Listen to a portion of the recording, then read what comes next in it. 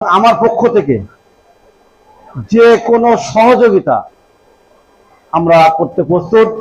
সে কিন্তু ইচ্ছা করে দুনিয়ায় আসেনি, এর জন্য তার মা বাবাও দায়ী না। আমি বলবো কেউই দায়ী না।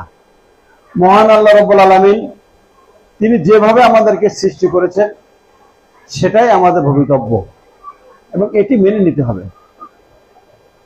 এখানে আমাদের অভিভাবকদের কাছে আমি বিনয়ের সাথে অনুরোধ করব যে এটিকে আপনারা বোঝা মনে করবেন না, মনে করবেন মহান আল্লাহ রাব্বুল আলামিন যেটি চেয়েছেন সেটি হয়েছে।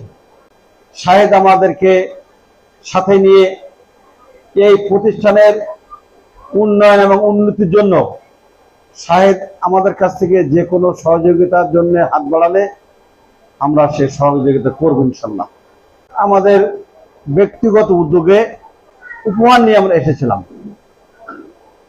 বিশ্বাস করুন, সেখান থেকে আমার মনটি ওই প্রতিষ্ঠানের উপরে আমার পড়ে রয়েছে।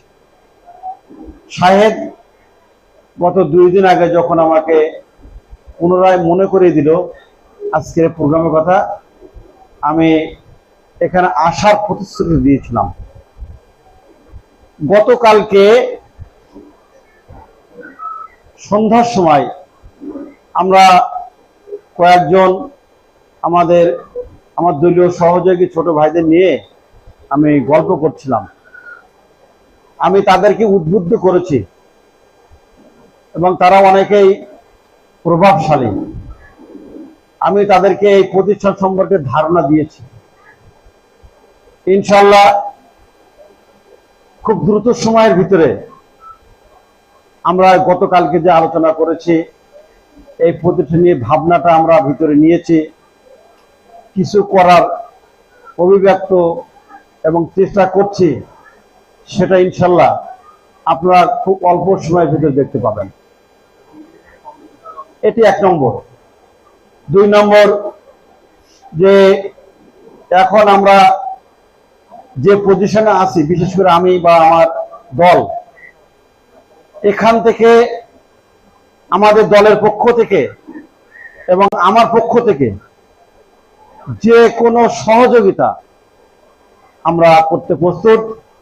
শাহেদ আমাদেরকে সাথে নিয়ে এই প্রতিষ্ঠানের উন্নয়ন এবং উন্নতির জন্য শাহেদ আমাদের কাছ থেকে যে কোনো সহযোগিতার জন্য হাত বাড়ালে আমরা সে সহযোগিতা করব ইনশাল্লাহ। সে কিন্তু ইচ্ছা করে দুনিয়ায় আসেনি, এর জন্য তার মা বাবাও দায়ী না। আমি